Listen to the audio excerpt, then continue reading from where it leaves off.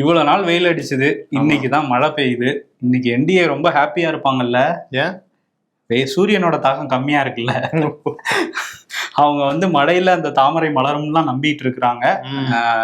யாரு பிஜேபியில இருக்கிறவங்களாம். ஆனா எடப்பாடி வந்து ரெட்டலை வந்து வளரும் அப்படிங்கறத அவரும் நம்புறாரு. சோ மாறி மாறி பிரச்சாரம் பண்ணிக்கிறாங்க ரெண்டு தரப்பும். இன்னைக்கு வந்து ரொம்ப ஆவேசமா ஆக்ரோஷமாலாம் பிரச்சாரம் பண்ணிருக்காங்க. ஆமா, என்ன பண்ணிருக்காங்கன்னு ஷோக்குள்ள போய் பாத்துருவோம். ஓகே, ஷோக்குள்ள போயிடலாம். Welcome to the imperfect show. குளு குளுன்னு காத்து வீசுது. உங்கள் சத்யாவில் குளு குளு ஏசி ஆஃபர். தூத்துக்குடி மாவட்டம் சாத்தான்குளத்துல நடந்த அந்த தந்தை மகன் கொலை அப்படிங்கிறது தமிழ்நாட்டையே உலுக்கி எடுத்த ஒரு வழக்கு. ரெண்டு பேரும் வந்து ஜெயராஜ் பெனிக்ஸ் அவங்க வந்து தந்தை மகன் செல்போன் கடை வச்சிருந்தாங்க. கூட்டிட்டு போய் காவல்துறை கடுமையா தாக்கியிருந்தாங்க ரெண்டு பேருமே உயிரிழந்திருந்தாங்க. இந்த வழக்கு மதுரை மாவட்ட கூடுதல் நீதிமன்றத்தில் நடந்துட்டு இருந்தது. ஏற்கனவே 23ஆம் தேதி போன மாசமே வந்து அவங்கெல்லாம் வந்து குற்றவாளிகள் அப்படின்னு தீர்ப்பளிச்சிருந்தாங்க அந்த காவல் அதிகாரிகள் 9 பேருமே. ஆமா, இப்ப அதுக்கான தீர்ப்பு விவரமும் தண்டனை விவரமும் வந்து வெளியாயிருக்கு. 9 பேருக்குமே மரண தண்டனை அப்படின்னு சொல்லியிருக்காங்க. இன்ஸ்பெக்டர் ஸ்ரீதர், சப் இன்ஸ்பெக்டர்கள் பாலகிருஷ்ணன், ரகு கணேஷ் இவங்க எல்லாருக்குமே 9 பேருக்குமே வந்து மரண தண்டனை. அதே நேரத்துல அபராதம் மட்டும் வேறுபடும் அப்படின்னு சொல்லியிருக்காங்க. இந்த நீதிமன்றம் இப்ப என்ன சொல்லியிருக்காங்க அப்படின்னா, இது பழிவாங்கும் நோக்கோட தந்தையும் மகனையும் கூட்டிட்டு போய் ஒருத்தர் கண்ணு முன்னாடி இன்னொருத்தரை வச்சு அடிச்சிருக்காங்க. அதுவும் நிர்வாணப்படுத்திலாம் தாக்கியிருக்காங்க. அந்த கேஸ் ஃபைல படிக்கும் போதே மனம் வந்து பதபதைக்குது அப்படிங்கிற மாதிரி சொல்லியிருக்காரு. எங்க வந்து அதிகாரம் இருக்கோ அங்க பொறுப்பும் அதிகமா இருக்கணும். அதனால வந்து இந்த இதுல வந்து ஒரு ஆயுள் தண்டனை எல்லாம் கொடுத்தா அது பெரிய அச்சத்தை ஏற்படுத்தாது அப்படிங்கிறதுனால இந்த தண்டனையை கொடுத்திருக்கதாகவும் நீதிமன்ற தீர்ப்புல இருக்கு. இனி ஒரு லாக்அப் டெத் இந்த மாதிரி நடக்கக்கூடாது அப்படிங்கறதுனால இந்த தீர்ப்பை வந்து நாங்க கொடுத்திருக்கிறத நீதிமன்றம் சொல்லியிருக்காங்க. இனிமே நடக்காம இருந்தா ரொம்ப நல்லது. பிரச்சாரத்தை பாக்குறதுக்கு முன்னாடி வேட்பு மனு தாக்கல் இன்னையோட நிறைவு பண்ணியிருக்கிறாங்க. அவ்வளவுதான், தேர்தல் ஆணையம் கொடுத்த டேட் முடிஞ்சிருச்சு. இன்னமும் கூட சிலர் பண்ணாம இருப்பாங்கன்னு நினைக்கிறேன். நாளைக்கு என்ன நினைச்சேன், யாரும் இருக்காங்களான்னு தெரியல. ஆனா வந்து இன்னையோட நிறைவடைஞ்சிருச்சு. இதுக்கப்புறம் வந்து வேட்பு மனுவை ஆராய்ஞ்சு நிராகரிக்கிறது இல்லைன்னா வாபஸ் பெறதுக்கான தேதி வந்து இன்னும் இருக்குது.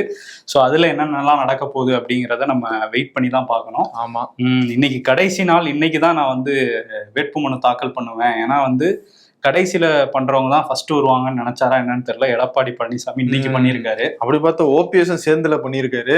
இபிஎஸ் பண்ற அன்னைக்கு தான் ஓபிஎஸ் பண்ணுவாரு. இரட்டை குழல் துப்பாக்கி தானே ரெண்டு பேரும். அப்படியாத ஒரு காலத்துல அப்படி இருந்தவங்க இன்னைக்கும் வந்து ஒன்னா பண்ணல. அவர் போடியில பண்ணியிருக்காரு, இவர் வந்து எடப்பாடியில பண்ணியிருக்காரு.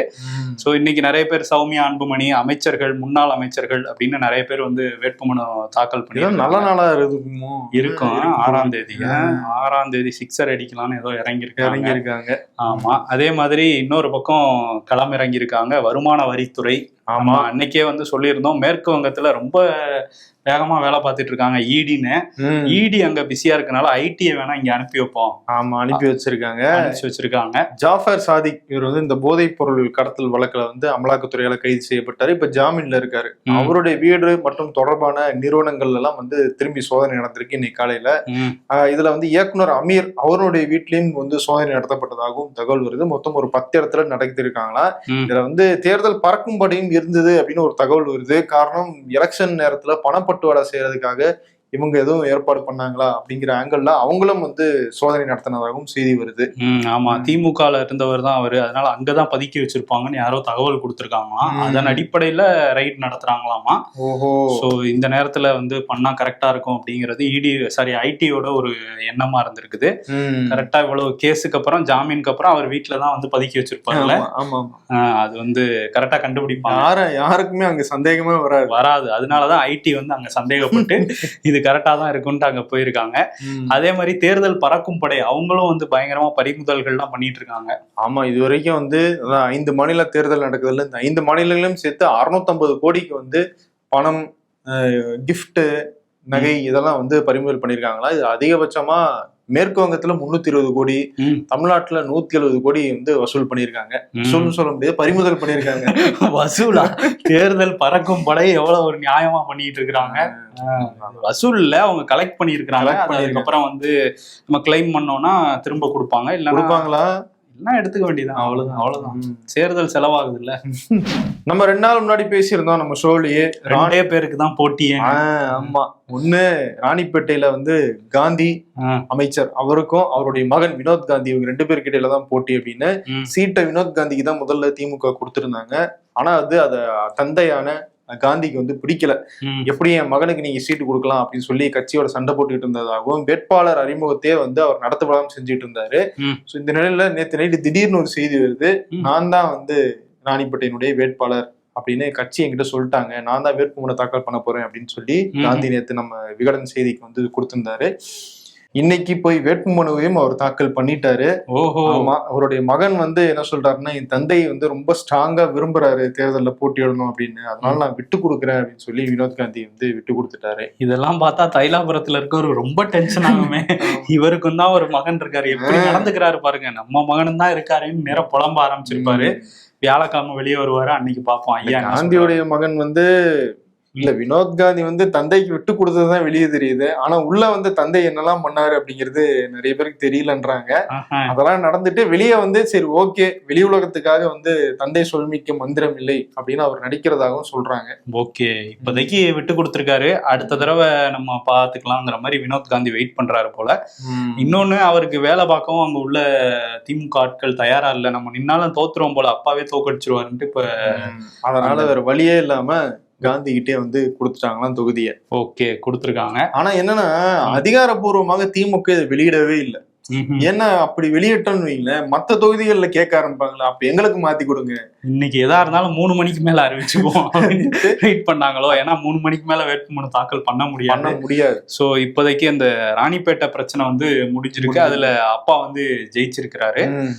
இன்னொரு பக்கம் பார்க்கும்போது செல்வ பெருந்தகை அவர் வந்து என்ன சொல்றாருன்னா, இந்த மாதிரி எந்த உழைப்பையுமே போட மாட்டேங்கிறாரு விஜய். ஆனா அப்படி எந்த உழைப்புமே போடாத விஜய் வந்து உழைக்கிற யாரையும் வந்து விமர்சிக்கவே கூடாது அப்படின்னு சொல்லியிருக்காரு. இதுல இருந்து என்ன சொல்ல வர்றாருன்னா, காங்கிரஸை மட்டும் விமர்சிக்கலான்றாரோ. ஆமா, அப்படிதான் இருக்கும் போல இருக்குமோ. யாரை பார்த்து உழைக்கல நீங்க, இன்னைக்கு உழைக்கலான்னு வரும்போது மழை வந்துருச்சு, என்ன பண்றது, ரெயின் ஸ்டாப்டு ப்ளே.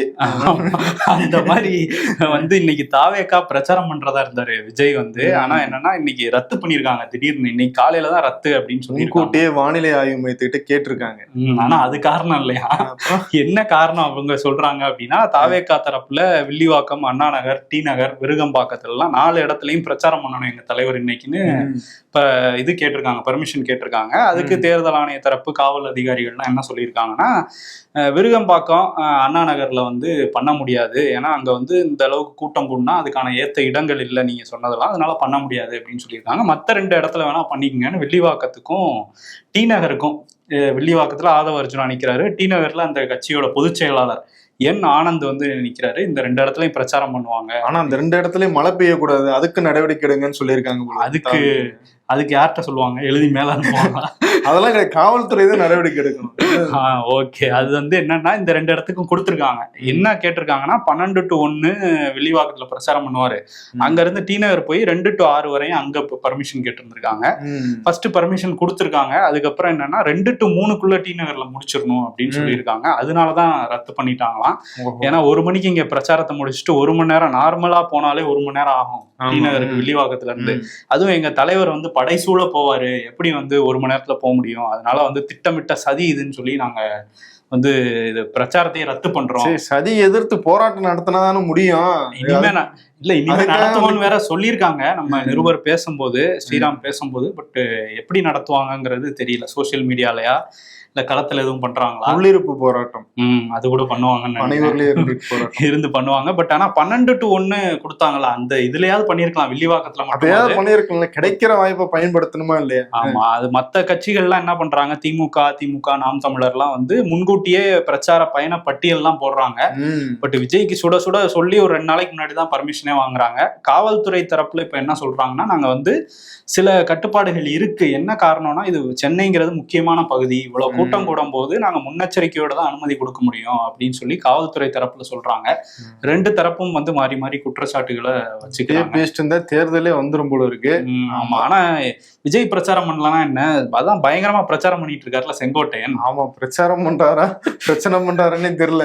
இந்த மழை பெய்யுது, சளி எல்லாம் பிடிக்கும், சளி பிடிச்சுன்னா விக்ஸ் மாத்திரை எடுத்து போடுங்க அப்படின்னு தான் எல்லாரும் சொல்லுவாங்க. இவர் என்ன சொல்லி விசில் எடுத்து ஊதுங்க அப்படிங்கிறாரு. ஊதுனா என்ன ஆகுமா? பிரெத் கண்ட்ரோல் வருமா, அதுல வந்து சளி அப்படியே வெளியே வந்து சரியாயிரும் அப்படின்னு குழந்தைகள் எல்லாம் விசில் கொடுத்து உதவிங்க. குழந்தைகளுக்கு சளி வந்துச்சுன்னா விசில கொடுத்தீங்கன்னா ஊதுனா அம்மாவும் எனக்கு அதுதான் கொடுத்தாங்கன்ற மாதிரி. அந்த அளவுக்கு அவர் சொல்லல, ஆனா வந்து இப்படி சொல்றாரு. ஆனா வயசானவங்களுக்கும் ஒரு இது அறிவுரை சொல்லியிருக்காருல்ல. ஆமா, அது பெரிய விசிலா எடுத்துக்கங்க. பெரிய பெரிய விசில், சளிக்கு சின்ன விசில், இதுக்கு பெரிய விசில் எடுத்து நல்லா ஊதுனீங்க அப்படின்னா ஹார்ட் பம்பிங் ஆயிரும். பம்பிங் ஆயிரும். கொஞ்சம் அழுத்தி ஊதினீங்கன்னா ஜம்பிங் ஆயிரும். இவரையும் நம்பி ஒரு 10 தடவை ஓட்டு போட்டு சட்டசபைக்கு அனுப்பி வச்சா இவர் அந்த ஊர் மக்கள்கிட்ட போய் என்ன சொல்றாரு பாருங்க. அறிவியலுக்கு புறம்பான விஷயங்களை சொல்லிட்டு இருக்காரு அவரு. பேப்பர் ரோஸ்ட் சாப்பிட்டால் இவருக்கு நல்லதுங்கிற மாதிரி பேசிக்கிட்டு இருக்காரு அங்க போய்.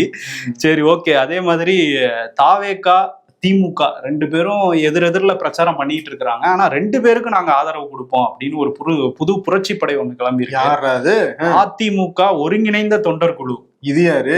இது யாரோ ஒருத்தர், சுதந்திரன் ஒருத்தர் வந்து அவரு அந்த குழுவை வச்சிருக்காரு. ஏற்கனவே நம்ம பார்த்தோம், அதிமுக தொண்டர் உரிமை மீட்பு குழு இப்ப திமுகல இருக்கு. புரட்சி அதிமுக புகழேந்தி அவரும் திமுகல இருக்காரு. சசிகலா அவங்க தனியா ஒண்ணு வச்சிட்டு இருக்கிறாங்க.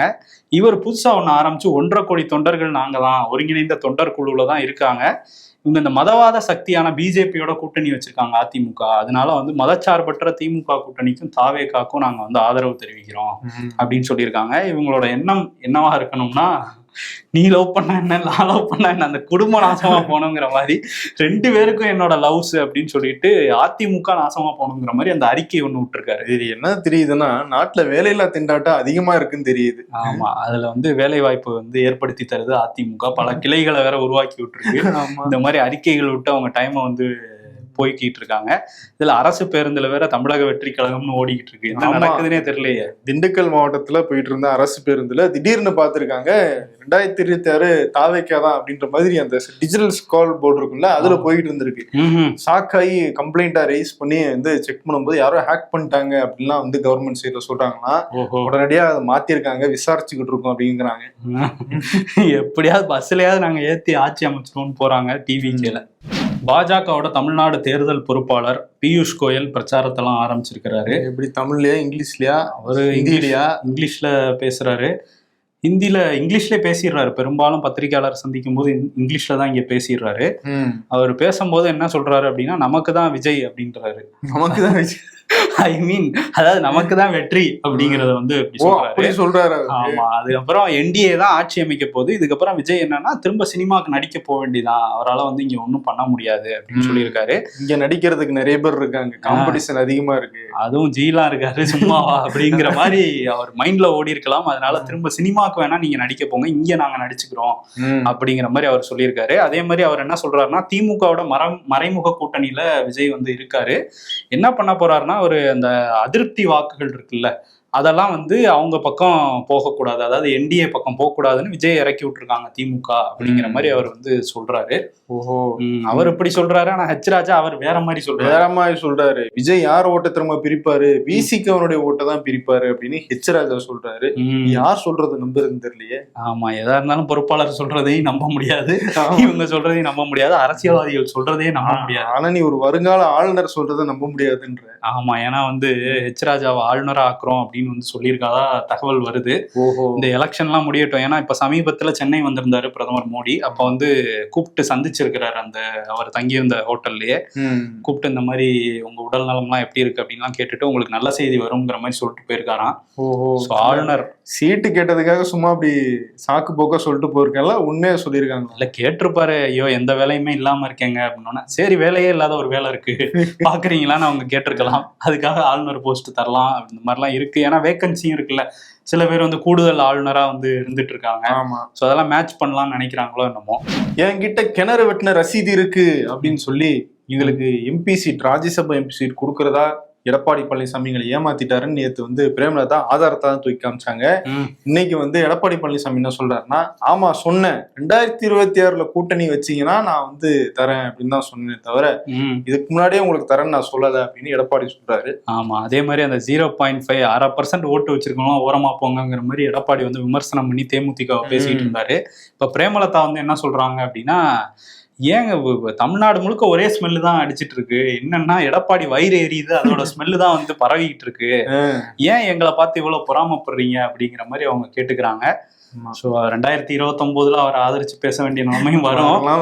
போன தேர்தல் அப்படிதானே பேசிட்டு இருந்தாங்க. இப்ப இந்த தேர்தலுக்கு இது அப்படிங்கிற மாதிரி பிரேமலதாவுக்கும் எடப்பாடிக்கும் ஒரு டஃப் ஃபைட் வந்து ஒண்ணு போயிட்டு இருக்காங்க. அதே மாதிரி வந்து சீமானை பத்தி காரைக்குடியில பிரச்சாரம் பண்ணியிருக்கிறாரு கார்த்தி சிதம்பரம். அவர் வந்து என்ன சொல்றாருன்னா, அவரை வீட்டுக்கு அனுப்பிச்சிருங்க, அவர் இந்த ஊருக்காரர் இல்ல, அவருக்கு இங்க வீடு இல்ல, வாக்கு இல்ல அப்படின்லாம் சொல்லியிருக்காரு. அது ரைட்டு. அவரே வந்து எனக்கு எம்பி பதவிக்கு சம்மந்தம் இல்லை அப்படிங்கிற மாதிரி தான் 5 வருஷமா இருந்துகிட்டு இருக்காரு. நெட்ஃபிளிக்ஸ் பாக்குறது, அதை பத்திலாம் அப்டேட் போடுறது, கேம்ஸ் விளையாடுறது. இல்ல அவரை விடுங்க, ராகுல் காந்தி வயநாட்டுல வந்து நிக்கிறாரு, பிரியங்கா காந்தியும் வயநாட்டுல நிக்கிறாங்க. அது எப்படி அவங்களுக்கு அங்க ஓட்டு இருக்கா, உங்க வீடு இருக்கா அப்படின்னு வந்து நாம் தமிழர்லயும் கேக்குறாங்க. பட் செட்டிநாடு சாப்பாடை போட்டு அவருக்கு விபூதியை அடிச்சு அனுப்பி விடுங்க அப்படின்ட்டு இருக்காரு சீமானுக்கு.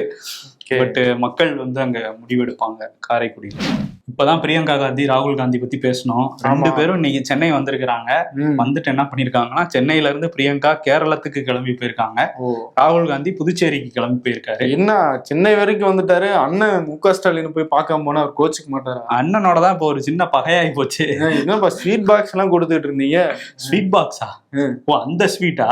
ஊட்டி எல்லாம் விட்டாங்க. அது அப்ப இது இப்ப வந்து முதல்ல இவங்க காங்கிரஸ் தரப்புல என்ன கேட்டாங்கன்னா, எங்க தலைவர் ராகுல் காந்தி வருவாரு கேட்டா அப்படி சொல்றாங்க. வருவாரு, ஆனா முதல்ல முடிய போறது அஸ்ஸாம் புதுச்சேரி தானே, அதெல்லாம் முடிச்சுட்டு இங்க பிரச்சாரத்துக்கு வருவாரு அப்படின்னு சொல்றாங்க. பட் ஒரு சின்ன அதிருப்தியோட தான் திமுக தரப்ப அணுகிறாரு ராகுல் காந்தி. இங்கெல்லாம் பிரச்சாரம் பண்ண முடியாது, புதுச்சேரிக்கு போறேன்னு இங்க வந்துட்டு அங்க கிளம்பி போனவர். புதுச்சேரி எனக்கு ரொம்ப பிடிக்கும் அப்படின்லாம் சொல்லியிருக்காரு. தமிழ்நாடு பிடிக்காதா அப்படின்னு கேக்குறாங்களா? இல்ல அவர் எந்த மாநிலத்துக்கு போனாலும் இதை சொல்லுவாரு, எனக்கு இந்த மாநிலம் பிடிக்கும். அது எல்லா அரசியல் தலைவர்களுக்கும் பொருந்தும். அவர் என்ன சொல்றாருன்னா, எங்கேயோ உட்காந்துக்கிட்டு இங்க ஆட்சி பண்றாங்க, ஆனா காங்கிரஸ் ஆட்சிக்கு வந்தா இங்கேயே உட்காந்து இங்க ஆட்சி பண்ணுவோம் அப்படின்னு வந்து அவர் பிரச்சாரம் பண்ணியிருக்காரு. ஓஹோ, இப்படி பண்ண வேண்டியதாகி போச்சு. ஆமா. இன்னொரு பக்கம் இன்னைக்கு நாடாளுமன்றத்துல மாநிலங்களவையில தமிழ்நாட்டினுடைய எம்பிக்கள் எல்லாம் புதுசாக தேர்ந்தெடுக்கப்பட்டவங்க எல்லாம் போய் பதவியேற்றிருக்காங்க. தேமுதிக சார்பில் சுதீஷ் அவர் போய் பதவியேற்றாரு. அவர் போகும்போது வந்து தேமுதிக துண்டையும் போட்டு போயிட்டாப்ல. பிரச்சாரத்தை வந்து நேரா போயிருப்பாரு. ஆமா, அவர் வந்து துணை ஜனாதிபதி சிபி ராதாகிருஷ்ணன் ஜி அதை கொஞ்சம் கழட்டி வச்சுட்டு வந்துருங்க அப்படின்னு சொல்லி டெல்லிக்கு போயிட்டா ஜி ஆயிரும். சுதீஷ் ஜி கலட்டி வைங்க அப்படின்ட்டு இருக்காரு. ஆமா, கழட்டி வச்சதுக்கு அப்புறம் அவர் கையெழுத்தெல்லாம் போட்டு விஜயகாந்த் போட்டோவை மட்டும் அதையா நான் தூக்கி காட்டிக்கிறேன்னு சொல்லி இந்த விஜயகாந்த் போட்டோ காட்டிட்டு, ஆமா அது ஒரு அவார்டு வாங்கின மாதிரி காமிச்சாரு. போங்க அப்படின்னு சொல்லி அதையும் வந்து சிபி ராதாகிருஷ்ணன் வந்து அனுப்பி வச்சுட்டாரு. ஆமா. இன்னொரு பக்கம் அன்புமணி இன்னைக்கு அவைக்கு போயிருந்தாரு. அவரு பதவியேற்கணும். ஒவ்வொரு தடவை பதவியேற்கிறதுக்காக போறதோட சரி, அதோட சரி, அவ்வளவுதான். டெல்லியாவது நமக்கு தமிழ்நாடு தான் முக்கியம் நினைக்கிறாருன்னு சொல்ல வரேன். இங்கே எதுவும் பண்ண மாதிரி தெரியலையே. இங்க இருப்பாரு, பண்ண மாட்டாரு. சரி, ஓகே, அவங்க அப்பாக்கே எதுவும் பண்ணலன்னு அவரு புலம்பிக்கிட்டு இருக்காரு. அப்படியே வந்து இந்த பதவியேற்பு விழா இதெல்லாம் அதுல வந்து தம்பிதுரை வந்து என்ன சொல்லியிருக்காரு, மக்களவை உறுப்பினராகன்னு சொல்லிட்டாரு. அப்புறம் மாநிலங்களவைன்னு மாத்தினாரு சிபி ராதாகிருஷ்ணன். அப்புறம் மாத்தி சொன்னாரு, ஏன்னா அவருக்கு ஒரு ஆசை இருக்கும் போல மக்களவையிலையும் வந்துடணும்ட்டு. நிற்கணும், ஜெயிக்கணும், வேலை பார்க்கணும், இதெல்லாம் இருக்கிறதுனால மாநிலங்களவையில இருந்துருவானே. அதே மாதிரி திருச்சி சிவா இவங்கெல்லாம் 6 பேருமே பதவி ஏற்றுக்கிட்டாங்க. மேற்கு வங்கத்துல அரசியல் களம் ரொம்பவே பரபரப்பா தான் இருக்குது. இன்னும் சில வாரங்கள் இருக்கிற நிலையில இப்பவே வந்து ரொம்ப ஒரு நெருக்கடியான ஒரு சூழலை வந்து மம்தா எதிர்கொண்டுட்டு இருக்காங்க. ஏன்னா அந்த நீதித்துறை அதிகாரிகளை சிறைப்பிடிச்சிருந்தாங்க ஒரு இடத்துல. உச்சநீதிமன்றமே நேரடியா வந்து அங்க சட்டம் ஒழுங்கே சீர்குலைஞ்சிருச்சுலாம் சொல்லியிருந்தாங்க. அதை வச்சு பாஜக தீவிரமா பிரச்சாரம் பண்ணிட்டு இருக்கிறாங்க. இவங்கதான் சீர்குலைச்சு வச்சிருக்கிறாங்க மம்தா தான் அப்படின்னு. மம்தா அது வந்து தேர்தல் ஆணையமும் பாஜகவும் இப்படி டீம் போட்டு இந்த மாதிரி பண்ணியிருக்கிறாங்க. அந்த மால்டா மாவட்டத்துல சிறைப்பிடிப்பு இவங்களால தான் நடந்துச்சுன்னு பிரச்சாரம் பண்ணிட்டு இருக்காங்க. இந்த பிரச்சாரங்களுக்கு இடையில சம்மன் வேற வந்துகிட்டு இருக்குது வேட்பாளர்களுக்கு.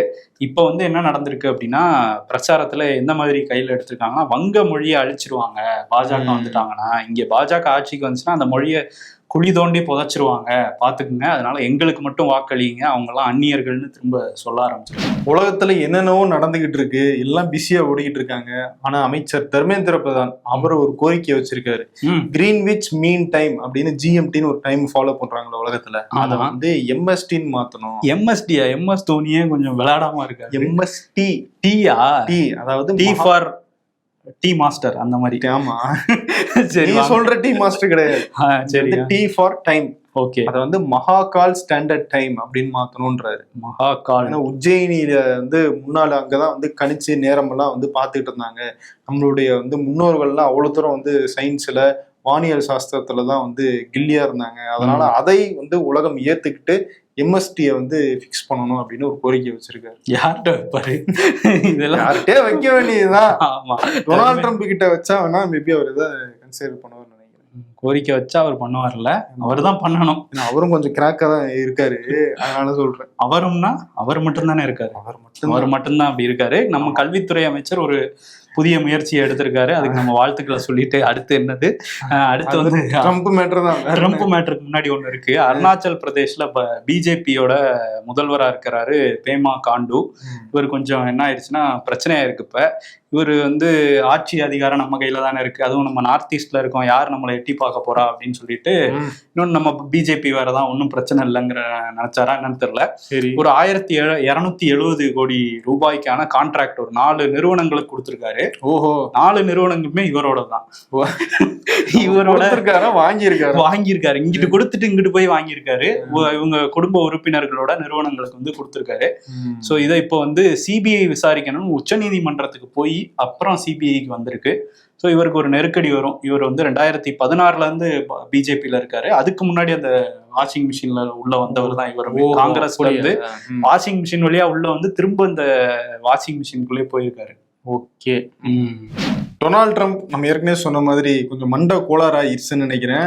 இது கிட்ட வார்த்தையா வந்து ட்ரூத் சோசியல் மீடியால வந்து போஸ்ட் போட்டுட்டு இருக்காரு. உலகத்துல எந்த ஒரு நாட்டினுடைய அதிபரும் இப்படிப்பட்ட வார்த்தைகளை பயன்படுத்தி இருக்க மாட்டாங்க. தீவிரவாதிகள் கூட வந்து இந்த மாதிரி மிரட்டல் விடுக்கும்போது இப்படி வார்த்தைகள் பயன்படுத்தி இருக்க மாட்டாங்க. அப்படி பேசிட்டு இருக்காரு டொனால்ட் ட்ரம்ப். இன்னொன்னு, டொனால்ட் ட்ரம்ப் கொடுத்த அந்த கெடு அப்படிங்கிறது நாளையோட முடியுது. ஈரான் அதுக்குள்ள வந்து அந்த ஸ்ட்ரெய்ட் ஆஃப் ஹோர்முஸ் கடல் பகுதியை திறக்கணும் அப்படின்னு டொனால்ட் ட்ரம்ப் சொல்லியிருந்தாரு. நாளைக்கு திறக்கல அப்படின்னா மின் உற்பத்தி மையங்கள், பிரிட்ஜுன்னு எல்லாத்தையுமே வந்து அடிச்சு நொறுக்கும் அப்படின்னு டொனால்ட் ட்ரம்ப் சொல்லியிருக்காரு. இதுக்கிடையில அமெரிக்கா, பாகிஸ்தான், ஈரான் இதுங்க 3 பேருக்கு இடையில வந்து தகவல் பரிமாற்றம் நடந்துட்டு இருக்குன்னு சொல்றாங்க. பாகிஸ்தானுடைய ராணுவ தலைவர் அசீம் முனீர் அவர் தான் வந்து பேச்சுவார்த்தையில ஈடுபட்டிருக்காராம். சோ 45 நாட்களுக்கு தாக்குதல் நிறுத்தம் கொண்டு வரணும் அப்படின்னு ஒரு ப்ரொபோசல் அவர் கொடுத்திருக்கிறதா சொல்றாங்க. ஷபாஸ் ஷெரீப் கூட பேசல, அசீம் முனீர் தான். முன்னாடி இருந்தே அவங்க டொனால்ட் ட்ரம்போட ஃப்ரெண்டு தானே. ட்ரம்ப் லஞ்சுக்கு கூப்பிட்டதே அவரைதான். அதுவும் ஆபரேஷன் சிந்தூருக்கு அப்புறம் வந்து அவர் லஞ்சுக்கு போயிருக்காரு. இந்தியா நம்ம வந்து பாத்துக்கிட்டு இருக்காங்க. அதெல்லாம் பாத்துக்கிட்டு இருக்காங்க. அசீம் முனீர் லெவலுக்கு போயிருக்கு. ஆனா யாரும் இந்த போரை நிறுத்தினாங்கன்னா அது நல்லதுதான்.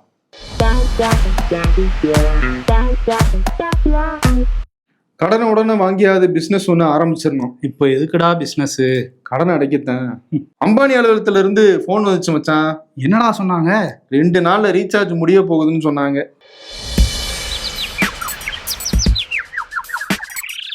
அசையாமல் ஒரு இடத்திலேயே நம்மை கட்டி போட்டு நம் மொபிலிட்டியை குறைக்கும் போனுக்கு பெயர் மொபைல் என்பது முரண் நகை அப்படின்னு போட்டிருக்காங்க. முரண் நகையை போட்டிருக்காங்க. முதல் மேட்ச் தான் சாமிக்கு விடுவீங்க. இப்ப என்னடா ஓப்பனிங் பேட்ஸ்மேனையும் சாமிக்கு விடுறீங்கன்னு சிஎஸ்கேவை பார்த்து சொல்றாங்க. 10 பேட்ஸ்மேனுமே விட்டுறாங்கன்னு நினைக்கிறேன். அரசியல்ல இதெல்லாம் சாதாரணமாப்பா.